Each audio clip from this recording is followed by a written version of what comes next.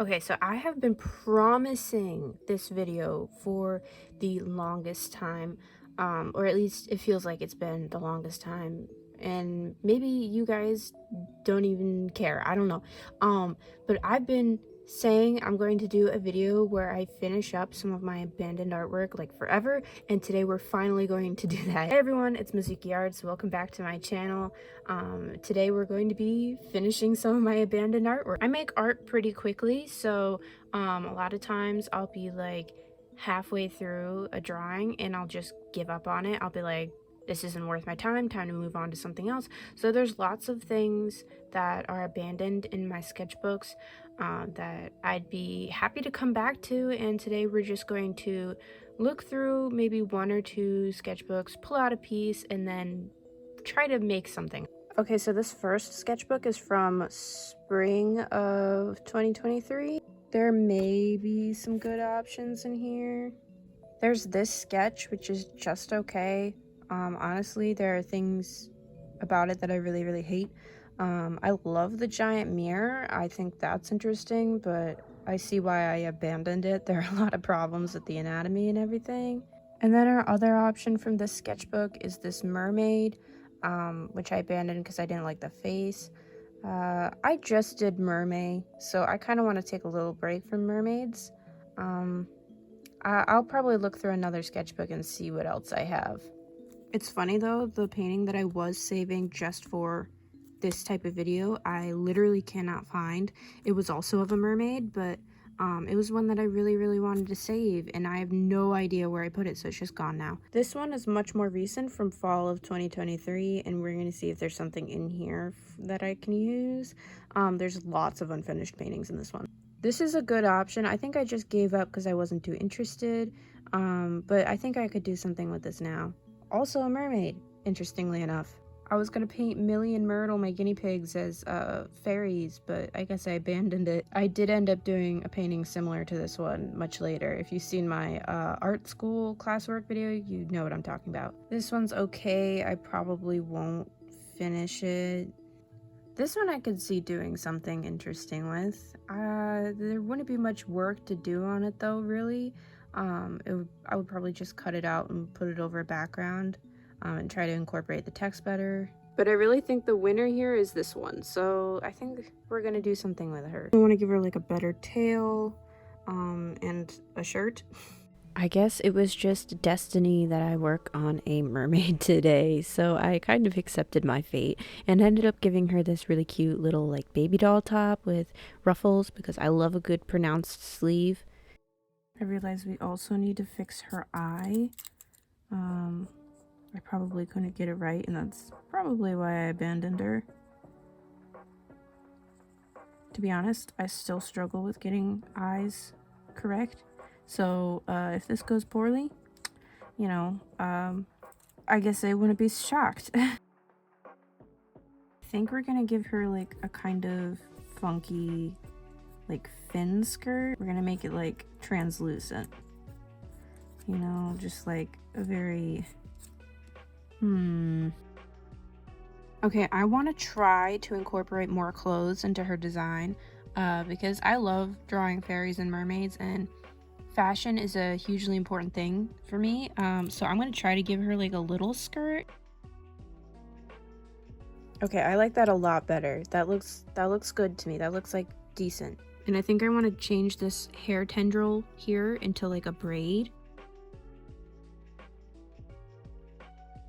Alright, okay. I love this so much more than I did before.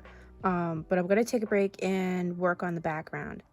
This is a sketch I will never finish from my current sketchbook. And we are going to erase it and recycle the paper for this project. I really can't get all of this off. This is going to be kind of difficult to work with because this paper is obviously worn. Alright, so this is as clean as I can get it. You can see I've also cut off that rough edge. To paint the background, we're going to use this set of Mia watercolors. They sent me this a while back. Some of you may remember if you saw that video. And I have used it so much since. I like to start with pink, so that's what we're going to do today. pink is a great color to start with.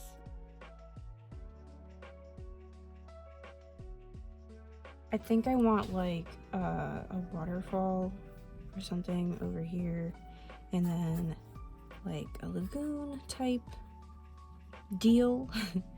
I'm gonna try to leave some like pink area, like, you know, pink reflections on the water. Try to keep it very pretty and light for now.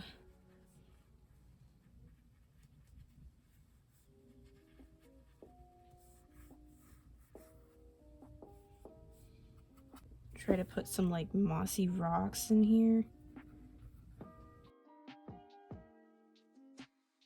So I kind of want a misty effect at the bottom of the waterfall, so I have a bunch of white gouache here and the paper's still wet, and I'm just gonna like kind of dabble it on a little. And yes, we're using both gouache and watercolor on this piece because that is what I do. There we go. Just gonna try to add some like shadows to these rocks. They're not looking super rock-like yet.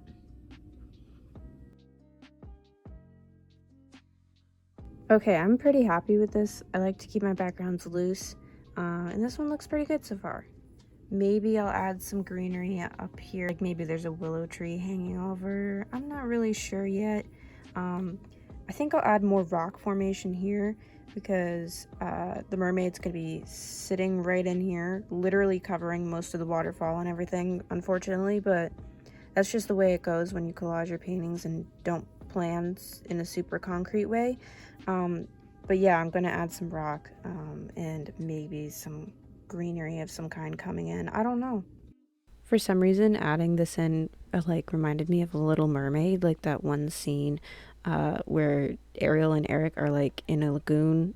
But anyways, then I turned my attention to line art. Part of me wishes I hadn't, so that I could have fixed some mistakes beforehand. Oh well. Line art always makes me so nervous, even though I do it pretty much every day. I just have really shaky hands, so it makes it kind of difficult sometimes.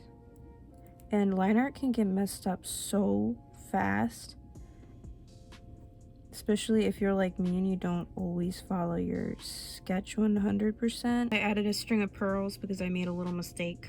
A little mistake. Looks a little better now, I guess. Right at the line art stage was where I started to notice lots of little mistakes in my work. There's a weird amount of detail at the part in her hair, which makes it look like there's a bump in her skull, and her eyes became a huge issue. Honestly, I'm shocked I didn't catch myself quicker. Okay, I am finished with the liner. I'm actually kind of shocked that the pencil came up so easily after sitting in that sketchbook for like months and months and months. Yeah, I'm pretty happy with this. I think her eyes are a little weird, but to be honest, every time I draw eyes, I end up looking at them and they look funny. So I'm just gonna let that go and try not to mess it up. Also really funny to think that this morning, this was like a forgotten sketch that I basically didn't remember making at all, and now I'm like, you know, I'm turning it into a painting. I think that's pretty cool. Ignoring the red flags, I went in with my pink paint to start layering the colors of the skin, and as I worked, the eyes looked weirder and weirder to me. Obviously, they're way out of proportion and perspective and all that, but when you lay down colors, a lot of times your mistakes with the planes and shapes in your art will start to kind of come forward. At least they do for me, and that was the case here. I was looking at those eyes going, they're too skinny, they're turned at an awkward angle compared to the rest of her face. Everything just looked so wrong. Even so, I ignored it and pressed on. I did have fun with the other parts of this artwork though. I knew I wanted her to have a pink top and a green tail. I love pink and green as a color combo, so I knew it would be a lot of fun for me to paint, and I figured it would suit her too. I've decided I want my sky to be a little bit more blue, only because I'm gonna do a whole lot of pink on the mermaid. Obviously, I'm not getting rid of the pink undertone here. That's impossible at this point.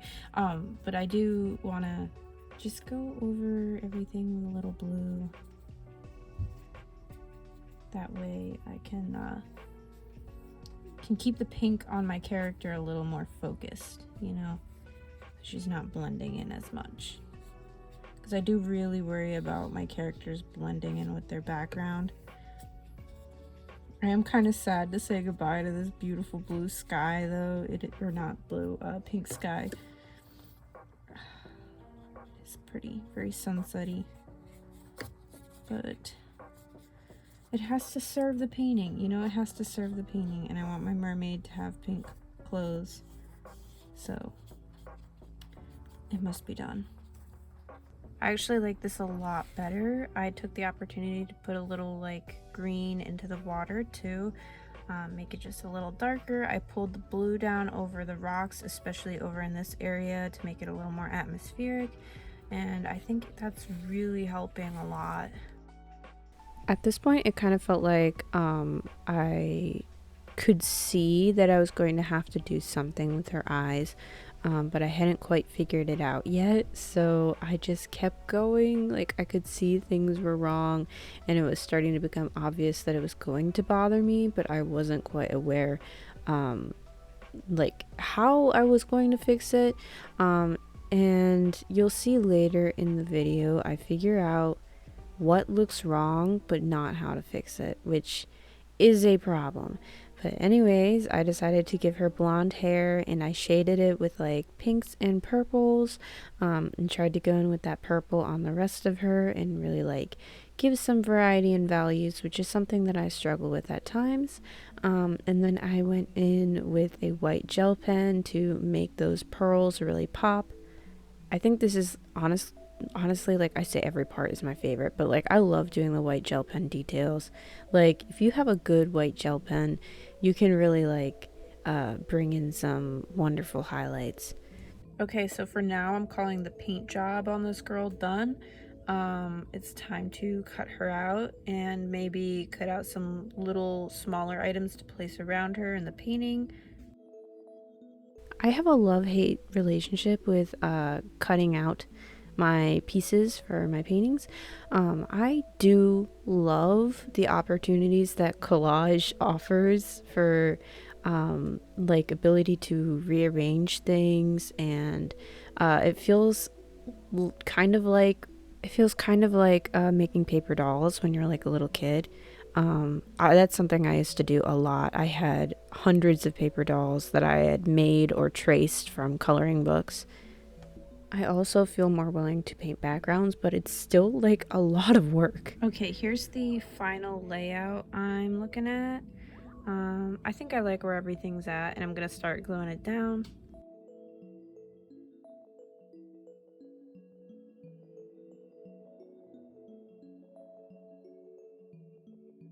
I've decided I want to put like the moon up here, which is funny because I pictured this painting being like daytime, pretty much the entire process, but I think this will be really pretty. Yeah, look at that. Super pretty. Things don't have to be entirely realistic anyway. This is just for fun, since it is a sketch that I literally did not think was worth finishing a year ago. Or not a year ago, half a year ago. It goes from half a year ago.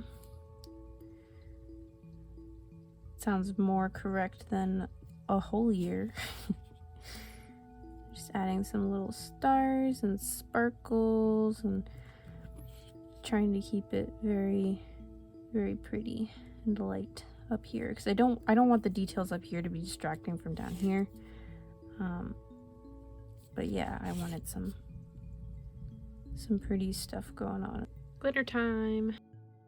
And here, my friends, is where the chaos really begins. Just prepare yourselves emotionally for what is about to happen on screen. Y'all know how just a little bit ago I was looking at this going, oh, I don't want to ruin it by being a perfectionist. Well, I'm looking at it now going, it's unavoidable. Those eyes, they're just not right. So I'm literally going to paint over the whites or the irises, and redraw, repaint the eyes all together. Okay, it's a couple days later. I played around with it and I think I figured out what wasn't working. The irises were like too thin, like I was drawing it almost like I was looking at her from the side of the face, which is probably the same reason why I abandoned the sketch to begin with, is her pupils were too narrow. I decided to like redo the pupils, and I know they look really creepy right now, but just give me a chance. That looks so much better already, and I decided to add some of the blue into like the shadows just to try and unify things a little bit. I messed it up again. Maybe I'll just keep her irises like very soft and dreamy, just because that's all I can seem to get. I think I really crucially messed up in the structuring of her face. Probably honestly way back in my old sketch, and I just didn't fix it enough that it looks, you know, how I would want a face to look now. But I'm gonna try to emphasize some like dreamy makeup maybe. I might make like her eyeliner type, I don't know, like her top lid look purpley. I don't know. I'm trying to fix this and make it fun for myself, so I'm gonna give her like dreamy makeup. Literally, I don't even know how I messed up this bad. They don't look bad now that I've balanced out the sides. Like, they still look really, really rough, but they don't look quite as out of perspective as they did before. So yeah, basically, I'm just pushing myself a little bit further than maybe I would have wanted to go with her makeup, because I don't have a choice. Her eyes look rough, and I just want it to be, I don't know, like decent looking. Like, it doesn't have to look perfect. I just don't want to hate this, you know? I'm spending hours on it. I'm gonna try to give her like a little star here. I feel like so much of this painting is going wrong, like to the point where part of me like doesn't even want to post this video. But like, I don't know, I want to be honest. That's such like a stereotypical thing to say, but like I don't want to like just leave out my failures too. And like the rest of this piece isn't that bad. Like, really, it's just the face that's giving me like problems. Hey, so if you thought the video was over, it's not. I want to fix this before I end this off, because I really haven't ended a video as dissatisfied as I am right now, and I refuse to have that become a precedent on my channel. I know, you know, sometimes you fail as an artist with different projects. Like, sometimes things just don't go your way, but I want to fix this character. I want her to look good. I want things to look right, and I won't let this girl be doomed to have this face forever. I'm literally just gonna paint over her eyes and try to correct the shape with white acrylic paint. I've never really done anything quite like this before, so wish me luck. Okay guys, so the light's low right now because I have a little bit of a headache, but I've sketched in my plan for her eyes. The paint's already coming up in some areas. This is like my last ditch effort. At this point, I would say I really was panic painting. Like, every move I made was uncalculated. Okay, I'm going to try again to fix some of the things that I don't like on this girl's face. Particularly, I'm going to try to take markers in at her nose and maybe try to fix her eyes a little bit better, too. I don't know. I'm starting to give up, guys. For this, we're going to use Arctic's acrylic markers. They sent me these back in, I believe, April or May. If you've been following me on Instagram, you know that I tried them out and reviewed them. So thank you again to Arctic's, because they're coming in handy once again to save a painting. So yeah, let's try to use these. Here was where I figured out that it wasn't just the eyes that were bothering me, the nose was bothering me too, so I decided to move it with the markers. But you'll see I go in and do something rather extreme with the eyes as well. But first, of course, I had to go in with my markers and try to bring in that texture, because it looks different than gouache paint on other parts of the painting as well. Now, if this looks a little scary, that's because it is. I'm literally taking an X-Acto knife and ripping up that acrylic paint and just covering her eyes with this scary looking layer of acrylic marker before going in with white and trying to get a symmetrical, or almost symmetrical, I should say, you know, in perspective, base. And then I lined it with a blue acrylic marker. I went in with Micron to add some finer details and shading, more acrylic marker, and this was my final attempt where I finally got things to an acceptable point. There is some texture stuff that I don't love with the acrylic markers, where it doesn't quite match the gouache paint, but it looks good. Okay, now I am finally calling this piece done. I am so sick of working on it. It took me forever. I still am not a huge fan of how it looks, but I am okay with these results now. This video has been such a wild ride for me emotionally, and I hope you enjoyed watching. I definitely want to do part 2 to this because this was a super interesting project for me, and I have tons of abandoned artwork. So if this is something you're interested in watching more of, definitely let me know.